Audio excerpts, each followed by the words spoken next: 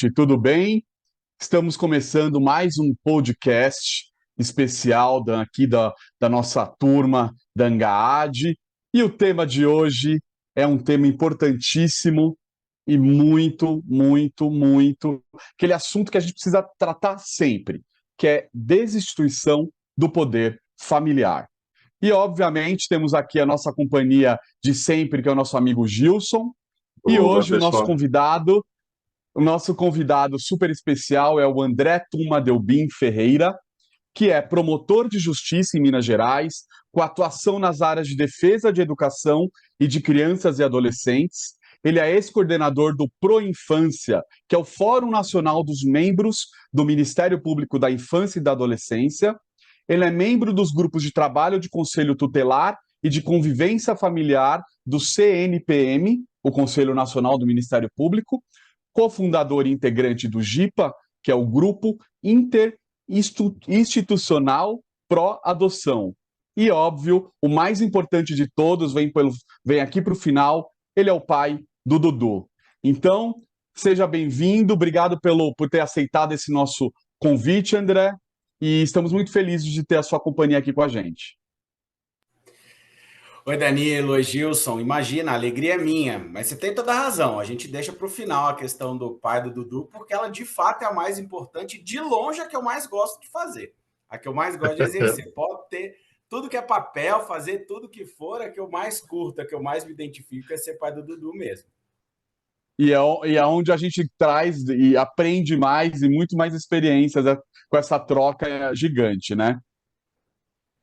É isso aí, é isso aí. A experiência do amor, ela é transformadora, ela é transcendental. E aí, aproveitando que a gente está falando de amor, eu queria que você começasse contando como que começou e evoluiu a sua relação, a sua lida com a adoção. Conta pra gente. E aí, obviamente, conta um pouquinho da história do Dudu pra gente. Bom, eu tenho casos de adoção na minha família, né? Então, isso começou desde muito criança e com muita naturalidade. Tenho primas que são adotivas, enfim, né? Isso com muita tranquilidade sempre foi sendo tratado sem nenhum tipo de tabu, sem nenhum tipo de restrição, sem nenhum tipo de preconceito, nem nada disso. E dentro do Ministério Público, acabei me encaminhando e me encantando para essa área da proteção da criança e do adolescente, que é uma área muito sofrida, uma área muito difícil da gente lidar, né? A gente vê o melhor e o pior do ser humano, e o melhor do ser humano a gente acaba vendo na adoção.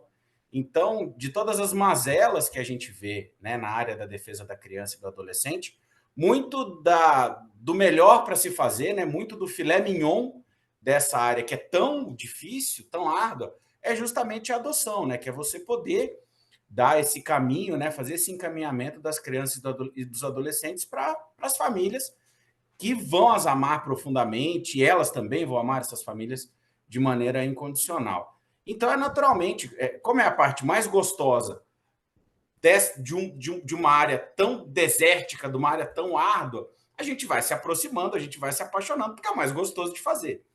E aí, naturalmente, a gente vai se envolvendo com isso, né? E isso acabou começando a fazer sentido dentro da minha vida, né? Era um projeto de família, e isso acabou se desenrolando para uma habilitação e depois efetivamente para a chegada do Dudu. O Dudu hoje está com 10, certo? Dudu tem 10 anos hoje, chegou com 8 meses. Perfeito, muito bom. E aí eu queria que você contasse um pouco como que é a sua ligação com Gaad, a sua cidade, e a sua ligação, obviamente, com Gaad. E qual é a importância desse relacionamento, dessa relação. Bom, eu comecei logo que eu fui para a Promotoria da Infância aqui de Uberaba, né? Quando eu cheguei, eu não vim diretamente para a Promotoria da Infância. Eu tive em outras duas promotorias, né? Uma promotoria criminal, depois uma promotoria de família. Mas acabei pedindo para ir para a Promotoria da Infância porque eu achava que eu poderia trabalhar melhor, que eu poderia, né, empregar melhor os meus recursos pessoais nessa área, que é a área que eu me identificava.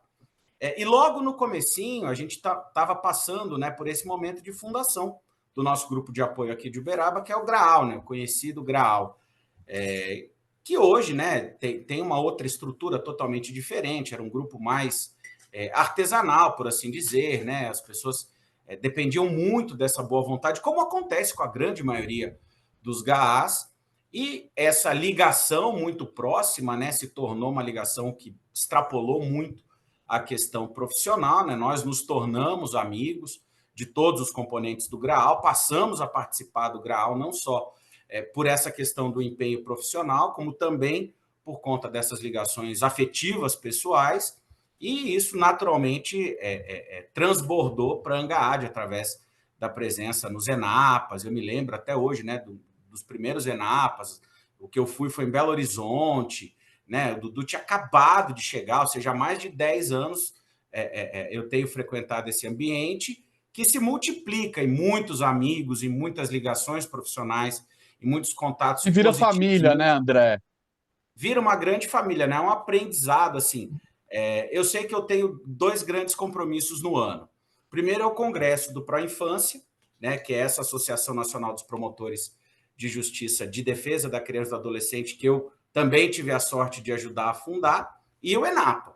Né? São os meus 2 compromissos. Perfeito. Se vai ter Natal, se vai ter carnaval, isso eu já não sei. Agora, Isso é um Congresso do Pro detalhe. Infância, Congresso do Pro Infância e ENAPA, eu tenho certeza que eu vou estar nos 2. Perfeito. André, Nosso assunto deixa de eu, hoje, deixa eu por só favor, aproveitar por para fazer uma favor. pergunta que eu fiquei curioso. André, você começou como voluntário no Grau? Você já era habilitado, já era pai, ou você ainda era pretendente? Gilson, no comecinho, nem uma coisa nem outra. Eu era o promotor da infância, que Ah, ia ajudar nas legal. reuniões, que ia falar um pouquinho do então ainda muito recém-criado Cadastro Nacional de Adoção, que ia falar para os pretendentes como é que a gente ainda não tinha um sistema de preparação como a gente tem hoje, né? E Uhum. foi nessas reuniões do GRAAL que a gente então decidiu, né, a partir ali de 2009, 2010, que a gente precisava ter um grupo que pudesse fortalecer a preparação dos pretendentes. O Grau ainda não tinha pernas para fazer isso sozinho, então a gente criou um grupo interinstitucional pró-adoção que juntava o Ministério Público, a equipe psicossocial do Judiciário, o grupo de apoio à adoção, né, o GRAAL, juntava também as universidades. Aqui a gente tem essa facilidade de ter 2 grandes universidades e os profissionais, né, as professoras, os professores dessa área, muito estudiosos e se dispuseram a nos ajudar. Então, a gente formou esse grupo interinstitucional, que a gente chama GIPA, e o GIPA é o responsável pela preparação dos nossos pretendentes à adoção aqui na nossa cidade. Mas no começo foi só como promotor de justiça, então, que ia para tentar ali desatar alguns nós, né, desmistificar algumas coisas com relação à adoção. E aí disso foi virando essa família, foi virando essa amizade muito grande, e aí a gente começou a participar muito mais enfaticamente. Foi picado pelo bichinho Perfeito. da adoção, né? Esse E aí não vírus a larga gente mais. Para esse vírus Não não tem tem, vacina, não tem, graças a não Deus. tem. Ainda bem, exatamente. E dentro do nosso tema de hoje, de desinstituição do poder familiar, a primeira pergunta que vem é: em que circunstâncias o Estado retira uma criança ou um adolescente da convivência com a família de origem? Como que se dá exatamente isso? Olha, a gente tem uma série de crianças e adolescentes, né? E uma grande parcela delas, alguma parcela delas, né? Uma quantidade delas está ali por N motivos, a gente né, vai conversar sobre isso um pouquinho mais à frente, mas estão passando por situações que a gente vai chamar de situações de risco. Na grande maioria das Perfeito. vezes, a gente consegue contornar essas situações de risco com medidas de proteção que não impliquem a retirada delas da convivência familiar. Obviamente, ela tem direito de crescer em família, né? E a primeira ideia que a gente tem é na sua família de origem, na sua família natural. Só que vão existir situações, ou que essas situações de risco vão se agravando, ou que a gente já se depara com situações de risco que são mais gravosas e que vão exigir esse corte, vão exigir essa necessidade da retirada da criança desse seio familiar. É uma Família. medida muito Uhum. séria, uma medida muito grave, porque em nome dessa proteção, em nome dessa retirada da situação de risco, a gente acaba violando, em relação a essa criança, uma série de direitos. A gente retira ela do ambiente dela, da casa dela, da cama dela, dos brinquedos dela, dos amigos dela, dos outros parentes, porque não necessariamente, né, esse agente violador de direitos ele vai englobar todos os familiares, né? Às vezes é um agressor, é um abusador, né? Não são todos. Até por isso que a lei Henri Borel, né, que é uma lei que veio agora, tem um ano, né, em maio de 2022, ela muda um pouco essa perspectiva no sentido de que o correto é retirar o agressor do lar e não aquela criança. Né? Perfeito. Porque a gente mantém todos esses direitos, o resto da convivência familiar e a convivência comunitária de uma maneira geral, ela continua na mesma escola, ela continua, né, no mesmo ambiente em que ela já está adaptada e de alguma maneira vinculada, ao invés de retirá-la desse seio familiar e colocá-la em acolhimento, nessa medida gravosa. E quando a gente fala essa retirada acontece geralmente de que forma? Como que dá para a gente definir o que é essa retirada? Ela pode acontecer. É força maior, policial? Como que acontece essa palavra retirada, digamos assim? Ela pode acontecer de dois jeitos, né, Danilo? Ela pode acontecer ou por uma decisão emergencial do Conselho Tutelar, né? Ali no meio da noite, no meio da madrugada, enfim, né? O Conselho Tutelar se depara ali com uma situação de risco gravosa, muito emergencial, e precisa fazer aquele Tá, acolhimento de emergência, ou ela vai ser através, que é o mais recomendado, que é o que está previsto como regra, através de uma decisão judicial, justamente porque ela é uma medida que viola direitos. Então, por conta tá. dessa gravidade, por conta dessa excepcionalidade, é que é necessário que ela seja determinada pelo juiz da infância, através de um pedido do Perfeito. Ministério Público, né, num processo que vai ter contraditório, vai ter ampla defesa, ou seja, os pais ou o guardião vão ter a oportunidade de poder se defender daquela situação imputada Perfeito. a eles de Que risco. isso é importante deixar claro para as pessoas, né, André? A família tem esse direito dessa defesa, né? Tem, Ela claro. pode. Isso é bem, que parece que é uma força, isso, aquilo, não. Mas tem todo esse Mas envolvimento, né? muitas vezes, né, isso não acontece de uma maneira muito tranquila, não. Né? Muitas vezes tem que ter o emprego de força policial para garantir ali o Tá, bem-estar da criança.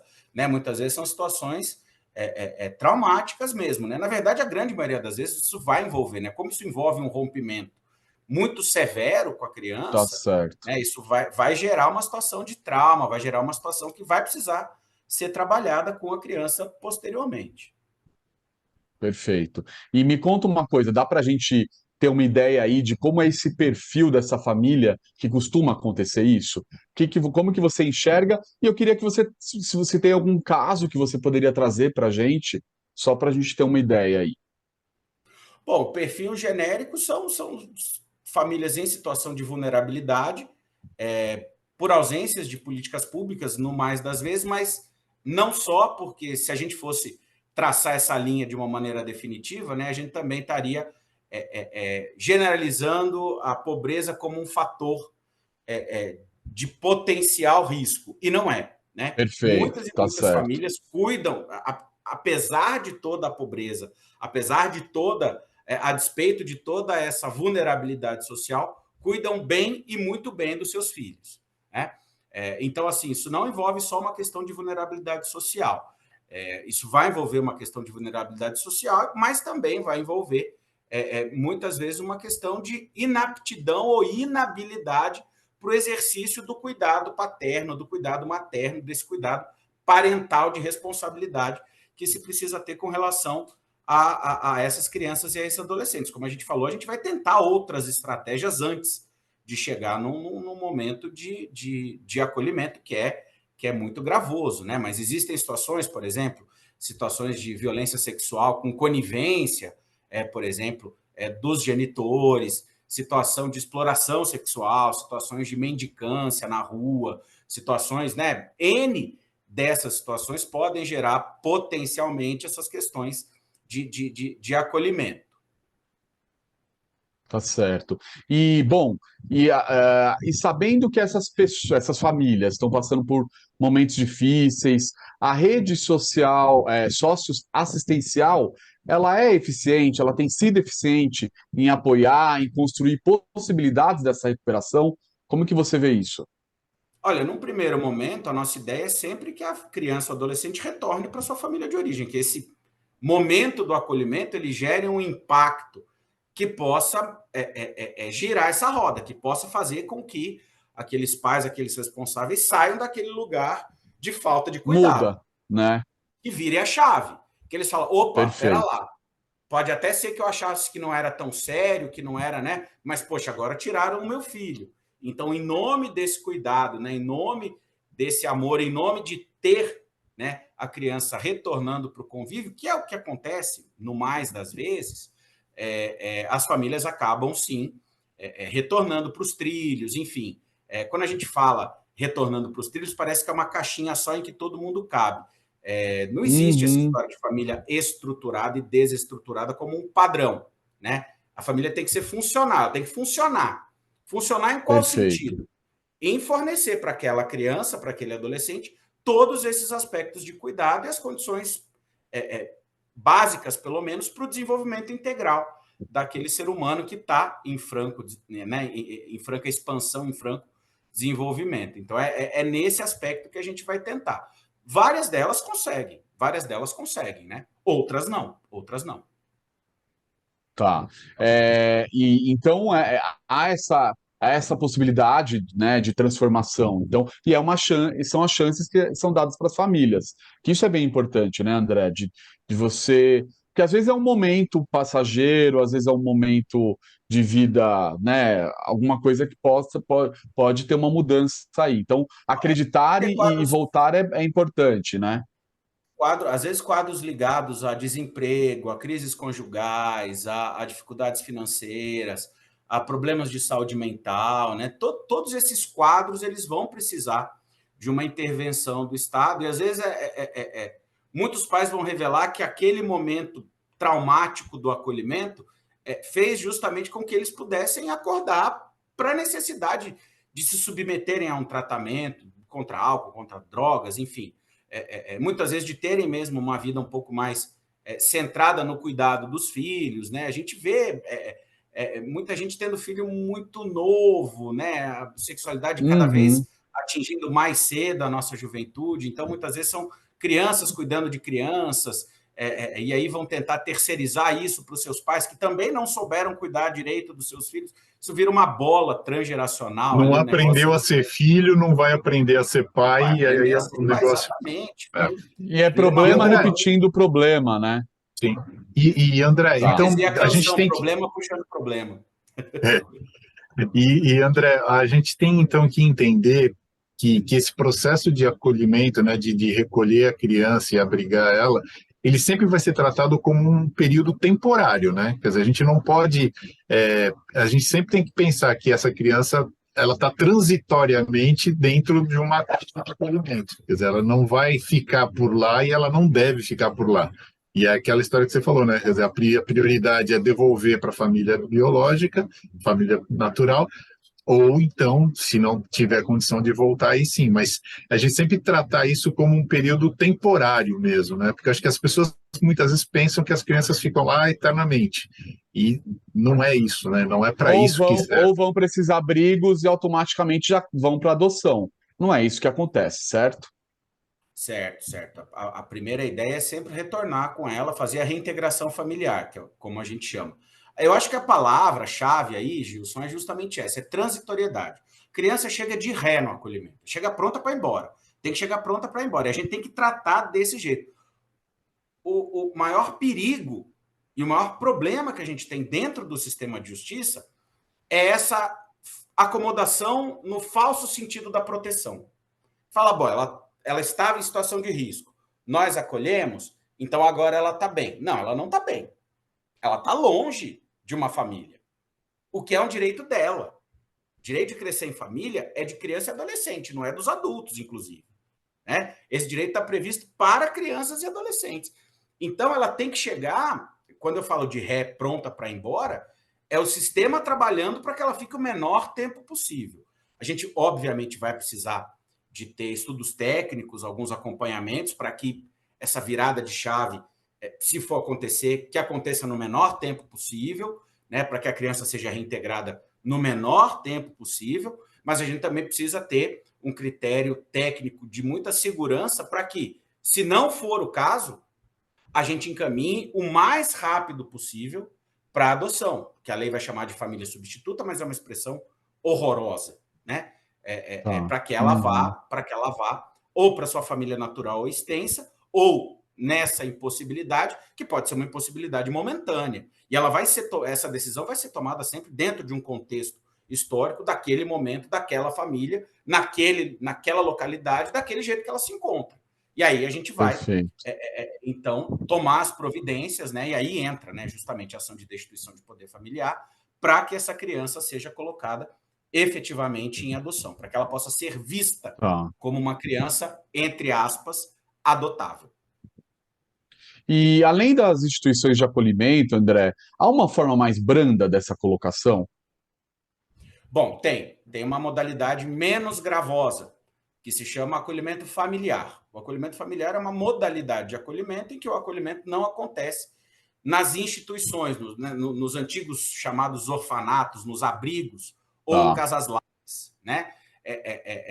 Ela é menos gravosa por quê? Porque os estudos científicos têm apontado que esse acolhimento prolongado, ele gera problemas imensos, ele gera prejuízos no desenvolvimento enormes, né? As crianças que passam, né, por muito tempo nos acolhimentos, elas têm um QI mais baixo, elas têm dificuldades de aprendizado escolar, elas têm dificuldades em estabelecer relações de apego, de vínculo, de confiança, muito complicadas, né? Existe todo um estudo sobre o trauma, todo um estudo sobre acerca dos prejuízos do desenvolvimento. Isso nós não estamos nem falando do degrau etário da adoção, né? Quanto mais velha a criança vai ficando, a gente sabe que menor a Maiores chance de ser dificuldades. inserida. Uhum. Nós estamos nem falando disso, nós estamos falando do prejuízo do acolhimento em si, né? Até de altura. As crianças que vivem em acolhimentos prolongados, elas são mais baixinhas do que as outras, elas têm menos estímulos do que as outras. Então, uma forma de mitigar isso é justamente o acolhimento familiar, em que esse acolhimento vai acontecer numa unidade familiar, mas a gente também não pode se acomodar nisso, né? Isso é um Claro, canto da sereia. claro. Ela está em família, ela está numa família. Então, ela está tendo estímulo individual, ela está tendo quem acompanha ela na escola, ela tem lá os seus brinquedos, ela tem lá as suas roupas, o que normalmente não acontece nos acolhimentos, né? Nos abrigões, essa realidade não acontece, é tudo muito pasteurizado, não tem Tudo Uhum. nada que seja coletivo, muito né? meu. É tudo Tudo é muito coletivo. coletivo, tudo muito compartilhado. No acolhimento familiar, não. O acolhimento familiar mitiga esses prejuízos. Mas, de todo jeito, ainda não é família. O acolhimento E, familiar ele é tão Perfeito. transitório, temporário, excepcional e provisório quanto o acolhimento institucional. E existe um tempo, André, para a família acolhedora ficar com a criança? Existe alguma regra para determinar por quanto tempo essa criança fica abrigada no acolhimento familiar? A regra geral, Gilson, é de no máximo 18 meses. Né? Nós já Tá. passamos por um período em que a gente não tinha prazo nenhum, então ficavam Uhum. anos e anos e anos. A gente tinha um período em que o prazo era 2 anos, 24 meses, e aí, a partir de 2017, a gente teve uma alteração legislativa que fixou isso em 18 meses. Mas, se vocês querem saber a minha opinião, 18 meses é muito tempo. É muito É. tempo Agora, para você uma privar pergunta que eu uma queria criança de fazer, uma. inclusive é o meu caso, tá? Acabei de adotar duas meninas. Elas saíram da família simplesmente 3 vezes. Então elas tiveram a primeira, Foram, voltaram, foram, primeira voltaram. foram para um abrigo, depois a família foi tratada, elas voltaram para a família, depois elas saíram e na segunda saída elas foram separadas, que aí foi o trauma para elas, né? Por algum É isso. motivo, eu acho que uma foi e a outra não foi. E aí o último, que foi quando eu entrei em cena, que foi no último abrigo por onde elas passaram, as duas foram juntas e tudo. Então, é, essa soma, você soma todos esses momentos, esse período que você falou é por cada abrigo, por exemplo, por cada acolhimento que elas passam, ou você faz uma soma total, esse período que você falou? É cada período de acolhimento. É cada período de acolhimento. Mas, Tá. assim, Ou a gente seja, vê isso aí. para elas pode ser enorme, né? Vamos Pode, combinar? pode. Se for somar esses 3 lugares que elas passaram, gente, é uma É uma vida, vida. é uma É uma vida vida, inteira. É uma né? vida inteira. E existe E acho que isso é importante a gente falar, né? Essa falta que você falou, que veio muito na minha cabeça agora, do quanto essa criança é prejudicada nesses períodos, né? muito, muito, porque ela começa a demorar. Pensa assim, como que uma criança dessa reaprende a confiar, reaprende a ter o apego, aquele Sim, apego sim, do porto seguro, a identidade do pertencimento que só uma família dá para gente, né? De você sim, saber que aquele sim. lugar é seu, né? Você imagina você perder isso durante, assim, uma parte muito significativa da sua vida, porque para a gente, às vezes você fala, 1 ano e meio, passa rápido, mas 1 ano e meio para uma criança de 3 é metade da vida dela. Nossa, claro, É claro, muito com tempo. certeza. Para a gente, sei lá, 25 anos, né? Você imagina esse tempo, né? Faz essa proporção para a gente ver o quanto tempo da criança ele é muito diferente do nosso. Isso para a gente não falar dessa primeira fase da primeira infância, que é muito mais sensível, né? Do 0 aos 6 Sem anos de dúvida. idade. Isso se torna, assim, muito mais grave, muito mais preocupante quando a gente vê essas crianças passando de mão em mão, de família em família, muitas vezes se correndo atrás de gente que não está Sim. nem aí para elas, que não tem o menor interesse, que muitas vezes recebe, mas de muita má vontade, só para ir lá e Uhum. recolocá-las em situações de risco, revitimizá-las. Então a gente precisa ter muita seriedade quando a gente está cuidando disso, porque muitas vezes uma decisão equivocada que a gente toma prejudica toda uma caminhada, prejudica toda uma vida e traz traumas que efetivamente vão ser muito difíceis de serem cuidados depois. Então, isso é muito sério, é muito sério. Cuidar de A acolhimento, minha filha mais, integração a minha familiar é filha muito. mais velha, gente, ela passou em 3, ela está no terceiro ano. Ela passou por 6 escolas. Eu não Nossa, tenho, eu não tenho, eu não tenho ainda o currículo escolar dela, eu não consegui, porque como eu tenho que fazer o levantamento em todo o histórico dela, são 3 anos, ou seja, ela mudou de escola 2 vezes ao ano. Então, os vínculos são muito mais complexos, são muito mais difíceis. É isso exatamente que você está falando, né? Então, isso para vai criar refletir, esses claro, na vínculos, adoção. Isso vai, claro que vai se sim, refletir na adoção, né? Aí vai falar, sim, mas a adoção de criança mais velha é difícil. Mas, gente, olha, né, o calvário que essas crianças são submetidas todos os dias. Você não ia ter sim, medo do adulto? Você não ia ter medo de se vincular? Você não ia se sentir inseguro? Você não ia testar para saber se esse lugar é mesmo o seu lugar? Se essa pessoa que está querendo dizer que é seu pai, ela vai estar lá é quando o isso bicho mesmo. pegar, né? Porque assim, ser pai e mãe no almoço de domingo, na foto do comercial de margarina, é maravilhoso, é É o lindo. mais fácil, é o mais fácil, né? Entendeu? Tá Difícil é certo, ser tá nas noites certo. de febre, nas horas da cólica, A na hora que vai crise mal na mesmo. escola, na crise. Exato. E é na crise que a gente se fortalece. É na crise que a família cresce, que a família Sim. se vincula, que a família realmente cria Nos esses laços. desafios, né? Nos desafios. E eu queria te perguntar sobre se há índices de retorno da criança ou do adolescente à família de origem. Se tem algum índice, algum número, que dá para a Tem, gente enxergar ali? tem. A gente tem, né, a partir de 2019, implantado mais formalmente, a gente tem o Sistema Nacional de Adoção e Acolhimento, né, o SNA, que traz estatísticas atualizadas em tempo real num painel que é aberto, acessível a qualquer pessoa.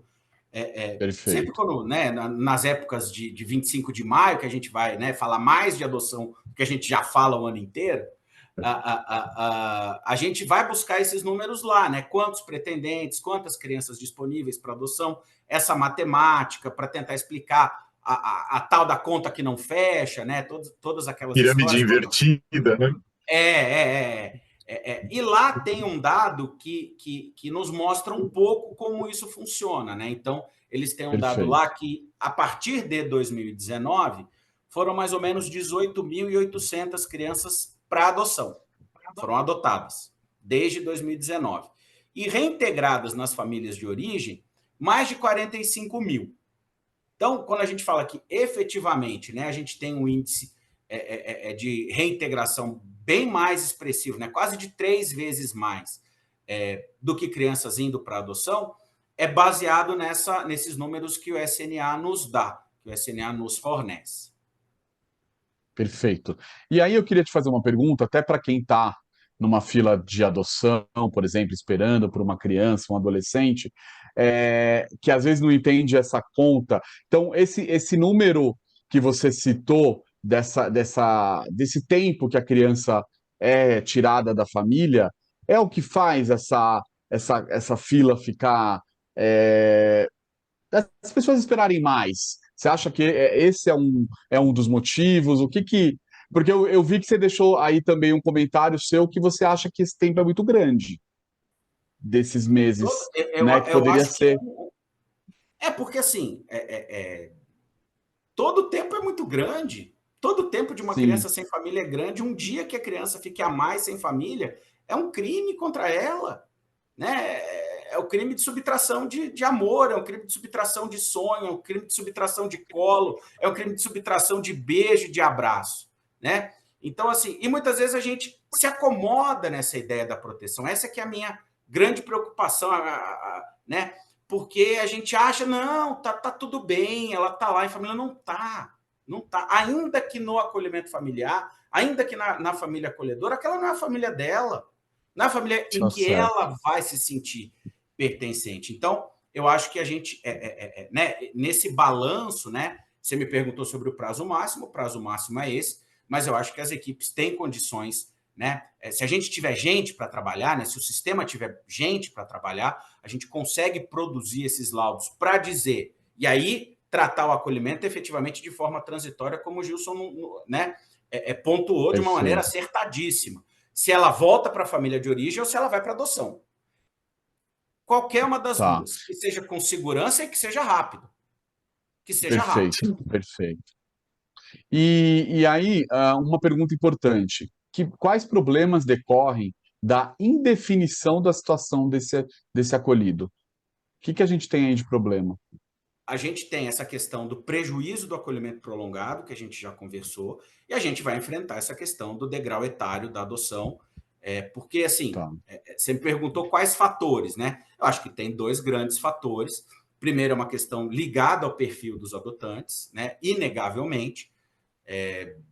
Obviamente, né? Eu trabalho nisso há quase 20 anos. A situação que a gente tinha 20 anos atrás, quando a gente falava em adoção tardia, era de crianças de 2 anos de idade. Passou de 2 anos de idade, a gente começava Perfeito. a coçar a cabeça. Ai, será que a Verdade. gente vai conseguir adoção para ela? Hoje, a gente está pensando num degrau etário de 10 anos de idade, né? Porque Perfeito. estatisticamente, a estatística de ontem, 98%, e de sempre, 98% dos pretendentes à adoção querem crianças abaixo de 10 anos, mais da metade deles querem crianças abaixo de 4 anos. Esse é o dado que nós temos, né? Num, Tá. num universo, né, de crianças disponíveis para adoção, aproximadamente 4.500, para 35 mil pretendentes à adoção, né? É a história da conta. 40% dessas crianças que têm menos de 10 anos, né? São só 40% dessas 4.500, 1.770, mais ou menos. Só que é o problema, aí a gente isola a questão etária e parece que é pouco. Só que normalmente essas crianças que têm menos de 4 anos têm irmãos, têm questões ligadas a doenças, e a gente ainda tem um resquício, não é uma coisa tão grave quanto era antigamente, mas a gente ainda tem Uhum. impactos de interracialidade. A gente ainda tem, né? Tá. Por mais que a gente falar, a enorme maioria dos pretendentes à adoção não liga para isso. A gente tem 1/4 de pretendentes à adoção que só adota crianças brancas. Com isso, eu estou dizendo que o pretendente de adoção brasileiro ele é preconceituoso? De maneira nenhuma, não estou dizendo isso. Essa é só metade do problema. Porque a outra metade é Tá dar certo. visibilidade para essas outras crianças que estão disponíveis para adoção. E essa é uma Claro. responsabilidade do sistema de justiça. Elas têm que ser vistas. Não adianta ninguém se apaixonar por um perfil. Não tem jeito. Tá certo. Tá certo. Então, assim, eu acho que essas duas linhas elas precisam andar muito de mãos dadas. Então, programas de visibilidade, a ferramenta de busca ativa que o SNA lançou agora no ano passado, a busca ativa que a Angaad tem, os aplicativos, né, o A.dot, a Doche, o Quero uma Família do MP do Rio de Janeiro, o Quero um Boa Noite, e por aí vamos, né? Os tribunais têm várias iniciativas nesse sentido. Eles são muito São iniciativas muito boas, né? Muito muito importantes, né? mas a gente tem uma dívida histórica que a gente vai levar muito tempo para pagar ainda, porque a gente, em nome dessa proteção, escondia essas crianças. Tá E o certo. lugar delas tem não uma. é escondido, porque não é vergonha nenhuma. É porque você tem uma armadilha. Você tem uma armadilha lá na frente, né? Porque elas vão crescendo dentro dos abrigos e dentro das instituições, e vai ter uma hora que ela vai fazer 18 anos. E a partir daí, fecha essas portas, bota ele para fora, e em algumas comarcas você tem algum nível de continuidade, e outras não, Uhum. né? Quer dizer, e aí cada comarca tem um histórico, uma situação de tratar essa criança que virou um jovem adulto, vamos chamar assim, ainda um adolescente, mas já com mais de 18 anos, que é um problemaço, né? Quer dizer, deve dar uma agonia muito grande, né? Você vê que está com 16, 17 anos e não tem nenhuma chance, a probabilidade de adoção é muito pequena. É uma coisa impressionante, porque eu tomo por base, né? Nós que crescemos em famílias funcionais, né? Uhum. O tal do fazer 18 anos era, sim, um marco na nossa vida. Muito esperado, desejado, né? Quando eu fizer 18 anos, né? Eu vou tirar carteira de motorista, eu vou isso, eu vou aquilo, eu posso isso, eu posso aquilo. Era um negócio assim que a gente ansiava.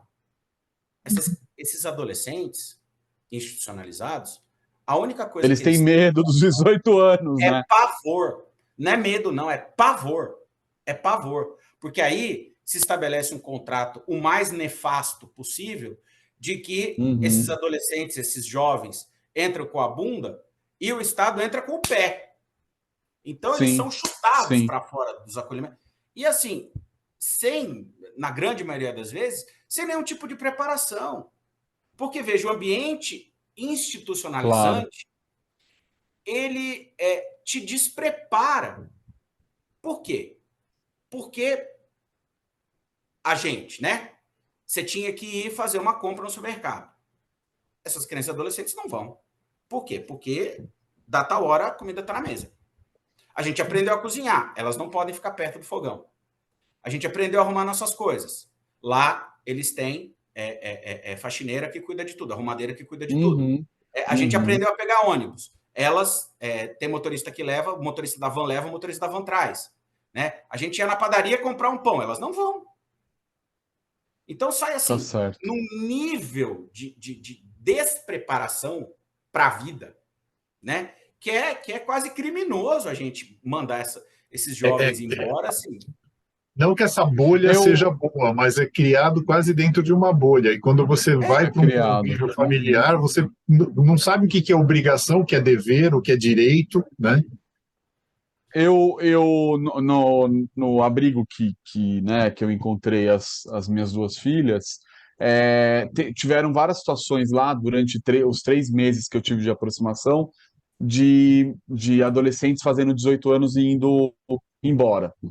É realmente muito, muito maluco isso, porque você olha assim, não dá para imaginar.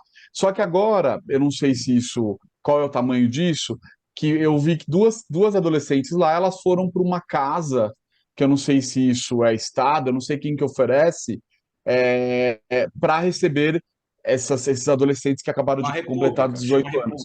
Isso, é uma república. Existe isso ainda? Existe algum número crescendo disso? É pouco? É Não, muito?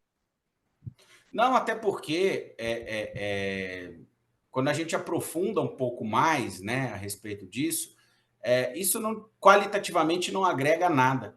Isso Tá, transfere o problema para daqui 3 anos. Daqui 3 anos você vai ter alguém, né, que não teve nenhum tipo de preparação, nenhum tipo de, né, de desligamento gradativo. Isso tem que ser feito antes. Isso tem que ser feito tá antes, certo. né? Tem que mudar o Paralelamente, eu processo, acho, né? eu acho assim, você não precisa ter a perspectiva da criança poder ser adotada ou não, porque assim, você ensinar ela a arrumar suas próprias coisas, isso vai fazer bem para ela dentro da instituição, fora da instituição, dentro de uma família, fora de uma família.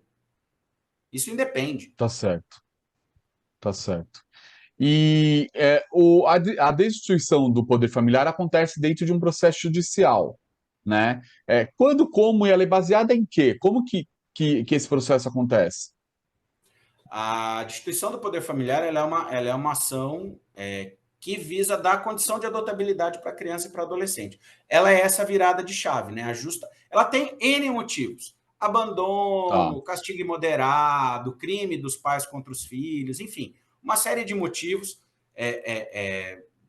Descuido nos deveres da guarda, da educação, que acaba sendo o que mais acontece. Abandono acontece com uma frequência bastante razoável uhum, também. Mas o grande ponto dela é você ter um laudo técnico que aponte a inviabilidade da reintegração familiar. Se eu tenho esse laudo, né, que é um laudo que vai ser produzido pela equipe psicossocial do Judiciário ou do próprio Ministério Público, junto com as equipes dos acolhimentos, certo, automaticamente gera essa obrigatoriedade do Ministério Público ajuizar essa ação de destituição de poder familiar. Por quê? Se ela não vai poder voltar para a família e o acolhimento é transitório, não há outra saída que não encaminhá-la para adoção. A saída é essa. A gente tá precisa, de certo, alguma maneira, jogar ali um holofote em cima dessa criança, e aí não importa a idade. Aí não importa a idade. Ela pode ter meses, ela pode ter baixos anos, ela pode ter um pouquinho mais, ela pode já estar ali perto numa pré-adolescência, ela pode estar na adolescência, ela pode estar em vias de completar 18 anos. Não importa. Tem uma decisão, tem um laudo dizendo da impossibilidade da reintegração familiar, o Ministério Público, ou quem tem a legítimo interesse, mas em 99% dos casos é o Ministério Público que promove essa ação contra os genitores. Contra os genitores. Então tá, não é nem contra tá. quem tinha guarda, é contra os genitores. Para quê? Ao extinguir o poder familiar, né, a gente dá a condição dessa criança ou desse adolescente ser inserido como objeto ali de pesquisa dentro do Sistema Nacional de Adoção e Acolhimento. Ou seja, e não tem não tem uma regra. Que, por exemplo, né, ela pode, essa criança foi tirada da família, foi para um lugar de acolhimento, a família foi tratada, ela voltou. Aí teve, né, eu tô tirando pelo caso das minhas filhas, que elas voltaram 2 vezes e foi só na terceira. Na primeira vez, elas poderiam já ter, a família ter perdido o direito, dependendo do que o Poderia, juiz definiu, por exemplo? Tá. poderia, mas aí claramente houve um interesse que eu Uma, acho, né, difícil avaliar sem conhecer uma o processo. tentativa. Uma tentativa. Legítima Tá de uma certo, reinserção familiar. Acho ok, acho que é válido, tá certo. mas que isso não vire um fim em si mesmo, né? Tem uma hora assim, Claro, a gente vai esperar um tempinho, mas a criança não pode ficar esperando indefinidamente, né? claro. A família encontrar Jesus no caminho de Damasco né? Uhum, E Saulo vira Paulo, né? E ela se transformar absolutamente, né? A criança não tem esse tempo para perder. A criança não é tem esse tempo verdade. para perder. É Então, verdade. essa é uma E me conta decisão uma. que precisa ser muito segura, né? Muito firme. Certo. E o quanto mais breve, menos problemas essa criança ou esse adolescente vai ter, certo? Por conta dessas questões, né, de degrau etário, dessas situações, né, a gente busca, inclusive, porque assim, a gente vai fazer toda essa avaliação da família de origem, né, da família biológica, natural ou extensa, nesse primeiro processo, que é a medida de proteção em si. Né? É ali que a gente vai dar chance dela reestruturar, é ali que a gente vai dar chance dela aderir a todas essas medidas de proteção, é ali. Tá Tem um certo. estudo dizendo que não tem reintegração, aí driblar para o gol, né? Aí você tem que ser objetivo e, preferencialmente, entrar com essa ação de destituição de poder familiar, já com pedido de liminar, né, de antecipação dessa decisão, para que ela seja. Aí sim, aí o tempo está correndo contra ela já. Quanto mais rápido a gente colocá-la em adoção, melhor para ela. Ah, mas pode ser que o Tá. processo demore, pode ser que a família brigue. Ela vai brigar com o Ministério Público. A família de origem vai brigar com o Ministério Público num processo em que ela já teve todas as chances e não fez nada. Se ela não fez nada durante Tá. todo aquele tempo, né, é improvável que ela vai encontrar Jesus no caminho de Damasco. Né? Tá certo. Então, assim, a chance de reintegração familiar já vai ficando cada vez mais baixa e não tem por que você ficar esperando. É uma decisão final, uma decisão em que não tenha mais recurso nenhum, que a gente vai chamar de trânsito em julgado, né, que é justamente a impossibilidade de você ter recurso. Você já pode fazer isso de maneira antecipada, né? O SNA permite que você antecipe isso, para que ela já desde logo seja inserida no Sistema Nacional de Adoção, seja colocada, né, em aproximação, estágio de convivência, sob a guarda de uma família ali devidamente cadastrada. Se o processo demorar 5 anos, ela passou 5 anos em família. E seria a família definitiva que vai, no final do processo, vai efetivar. Não é muito melhor do que ela esperar 5 anos indefinidamente no acolhimento? Sim. E André, deixa eu aproveitar esse gancho, André, porque tem acho que uma preocupação que a gente percebe muito, né, nos pretendentes, é sobre essa história do a guarda é temporária, mas ainda não está destituído, e se o pai, ou se, né, ou seja, essa insegurança jurídica, vamos chamar assim, que as pessoas falam assim, mas e se o pessoal vier e bater na minha porta e falar que quer a criança de volta? Quer dizer, eu acho que essa coisa é importante deixar claro, né? Porque a partir do momento que tirou-se o poder familiar, ela não tem mais como agir direto com as pessoas, né? Por isso que muitas vezes o segredo de justiça também ajuda a não ter esse contato entre as famílias, e que se eventualmente acontecer, a família está protegida, né? A família que está adotando, ela tem essa proteção jurídica, né? Claro, se ela recebeu essa criança, né, das mãos do sistema de justiça, ela estando devidamente cadastrada, né? Conforme todo o manual, né? Sim. Tudo conforme o regramento certinho, né? A destituição veio depois de você esgotar as tentativas de reintegração familiar, ou seja, né? Você tem toda uma linha que vai se seguindo de etapas que vão passando, portas que vão fechando e alternativas que você vai deixando para trás, né? Sim. Então, assim, primeiro, a chance de você ter esse assédio de famílias biológicas com relação a famílias adotivas é alguma coisa praticamente inexistente, a não ser que a família adotiva resolva aparecer, por exemplo, se habilitar no processo de destituição do poder familiar. Ela precisa fazer isso? Ela não precisa fazer isso. Mas quando ela faz, o processo é contra o pai e contra a mãe, biológico. Ela está, de alguma maneira, ela está se expondo. Ao se expor, ela dá o seu nome, ela dá o seu endereço, dados que a família biológica não tinha. E não tinha como ter, porque isso tem segredo de justiça, né? Então, muitas vezes, ela, no afã, na ansiedade, não, eu quero acompanhar de perto a destituição e tal, aí ela se habilita, ao se habilitar, ela dá todos os dados dela ali, e aí você começa a correr esse tipo de risco. No mais, né, no normal, que não é o que acontece, né, a gente não tem esse tipo de assédio. E mais do que isso, né? Ainda que em alguma hipótese isso possa vir a ocorrer, né? Exatamente o que você falou. Eu tenho guarda para fins de adoção, termo de guarda para fins de adoção que me permite né, essa oposição a quaisquer terceiros, inclusive os pais. É exatamente isso que a lei garante. Né? Então, assim, eu estou muito protegido. Não tem que ter essa insegurança, certo? Não tem que ter. O risco que vai existir é você ter decisões de tribunais, né, estapafúrdias, como a gente viu, né? Vou citar aqui 2 casos que são mais conhecidos, os 2 do Tribunal de Justiça de Minas Gerais, mas a gente tem alguns outros espalhados aí pelo país, mas esses 2 tiveram bastante repercussão, que foi o caso da Duda e mais recentemente o caso da Vivi, né, em que a Vivi já estava com os seus pais, né?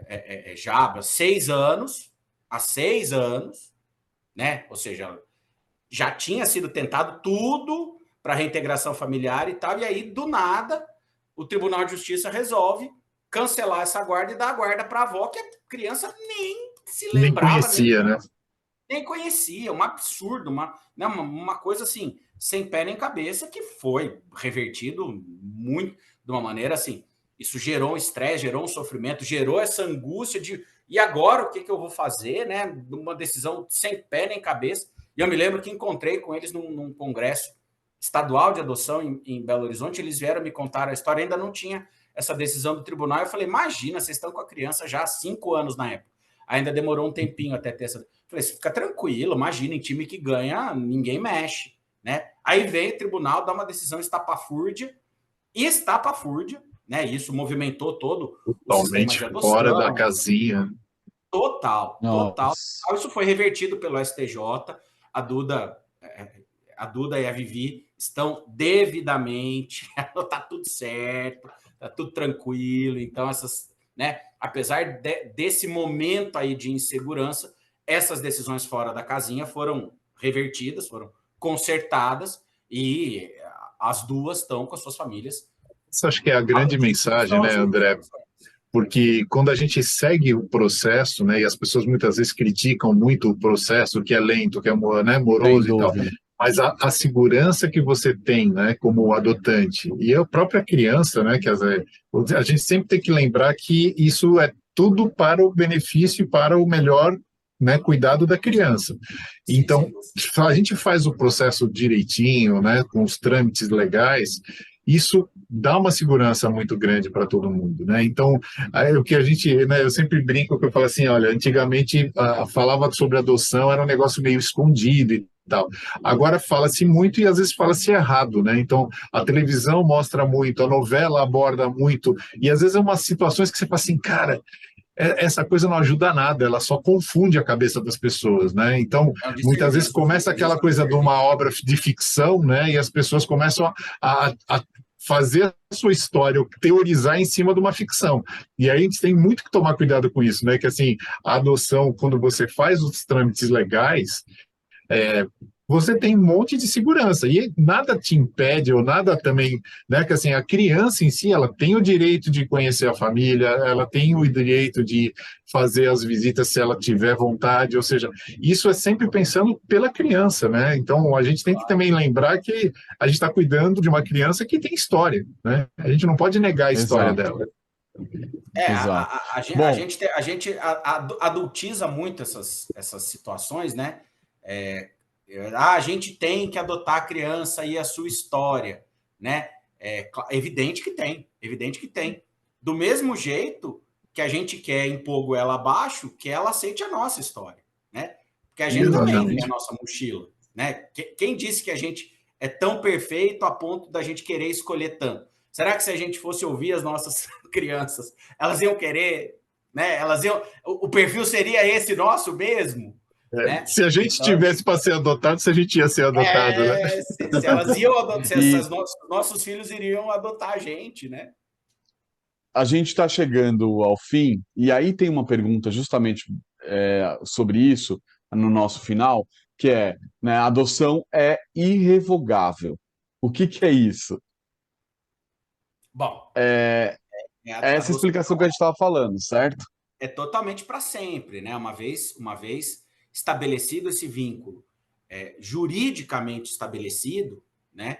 Ele é um vínculo que gera a condição de filho para aquele ser humano com todos os seus efeitos e gera para os adotantes a condição de pais para todos os efeitos, né? Sem nenhuma distinção com filhos biológicos, né? Sem nenhuma distinção. Porque a gente tem como, né, o objetivo que atenda esse interesse da criança, esse superior interesse da criança, a adoção numa linha, né, que só vai para um lado. Por isso ela é irrevogável, né? Ela não dá ré, né? Ela não pode retroceder. Não dá para brincar de ser pai adotivo, né? Até porque se tem uma coisa que a gente luta para ser, é justamente para ser pai e mãe adotivo, né? A gente tem que se submeter a um procedimento que é desgastante, juntar uma porrada de documento, se submeter a N avaliações, fazer cursos e etc., né? Esperar indefinidamente dentro de um sistema. Então, se tem gente que tem determinação e resiliência para poder falar que quis ser pai e mãe, é pai e mãe por adoção, né? Porque esses realmente quiseram. Não existe adoção por acidente. Não foi por acidente, lado, exatamente. É verdade. Você tem que querer mesmo. Você tem que querer muito, e muito. E todos os dias, né? É uma decisão, é um compromisso que você reafirma todos os dias. Sem dúvida. Por isso que, por outro lado, a adoção também não é para qualquer um. Né? A adoção também não é para qualquer um. Não é para E tudo isso que você falou, essa preparação é esse filtro. É para filtrar e conseguir ali as pessoas que realmente querem adotar, né? Isso é muito mistura importante. Adoção com aventura, com test drive, com caridade, com... Assim, a única coisa que a adoção vai nos fazer é pai e mãe. Nada mais, certo. Nada menos do que isso. Né? Não tem como fugir disso. Né? Se está buscando alguma coisa diferente disso, né? Tá no lugar errado. Tá no lugar errado. E aí, agora, chegando no nosso final, eu vou pedir para você dar 2 mensagens agora no final. Uma como André Tuma, pai, e outra, a mensagem como um profissional que estuda e que está envolvido com esse assunto de adoção há tanto tempo, né? Então, como promotor de justiça mesmo. Qual é a mensagem que você deixa para quem está ouvindo e vendo a gente? Eu acho que a coisa tá tão imbricada, tão misturada, Danilo, que eu já não sei onde termina um e começa o outro. Quem puxa, quem empurra, né? A experiência da adoção me fez ser um profissional totalmente diferente do que eu era, né? Me fez ver essas crianças, né, que estão passando essa vida inteira aí nos acolhimentos de um jeito muito diferente, né?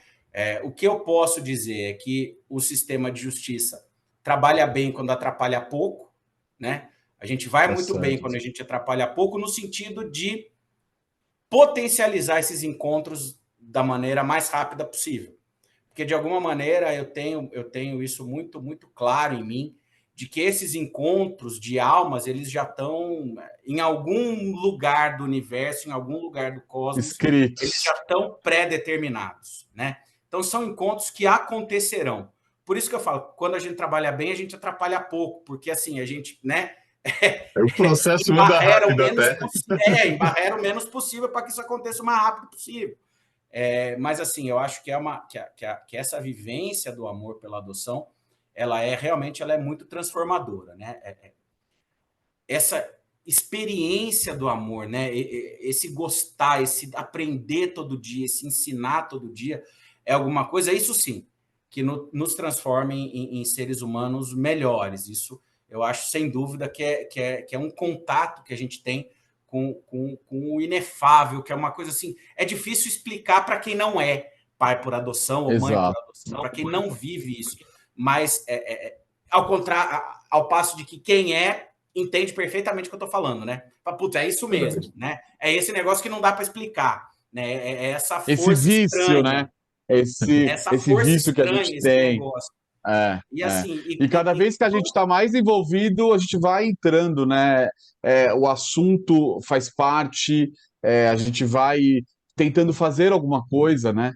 Eu acho que isso, pela adoção, de passar informação, de compartilhar, isso que você está compartilhando com a gente é riquíssimo. Eu acho que isso muito o importante. que faz tanta diferença.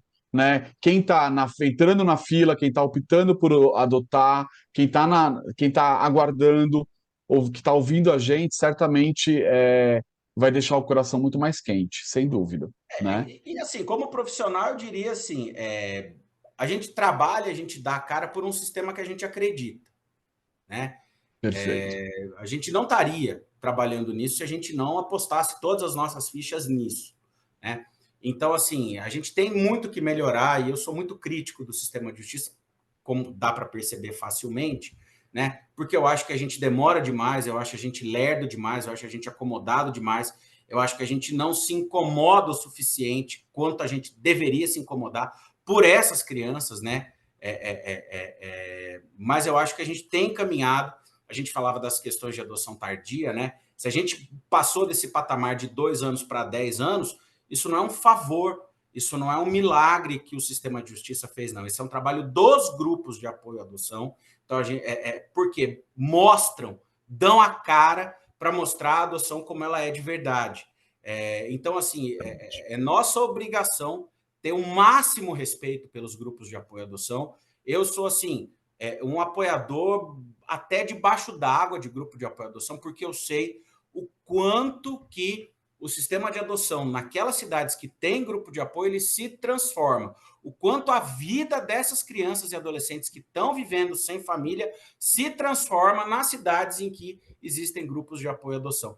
É um trabalho maravilhoso, voluntário, muitas vezes escondido, renegado, enxovalhado, não reconhecido, mas é de uma riqueza, mas é de uma profundidade, mas é de uma transcendência que eu acho que, assim, poucos movimentos sociais no Brasil conseguem ter esse tipo de impacto efetivo na vida dessas crianças e desses adolescentes. Então, eu acho assim, se você não está fazendo nada, vá fazer parte de um grupo de apoio à adoção. Se na sua cidade não tem, funde um grupo de apoio à adoção, se junte com esses iguais desesperados. Muitos grupos de apoio à adoção nascem assim, são pais desesperados, pretendentes desesperados. São as necessidades que levam as pessoas a se unirem, né?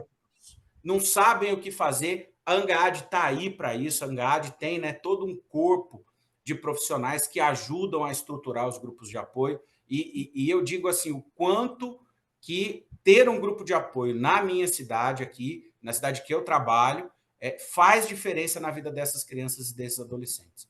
Então, assim, é riquíssimo essa experiência do contato com os grupos de apoio à adoção.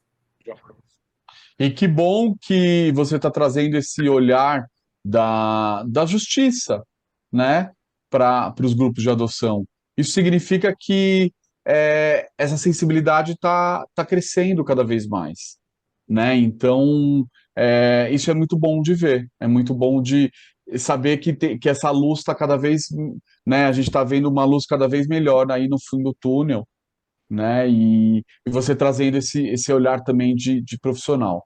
Gilson, deixa a sua mensagem de hoje para a gente.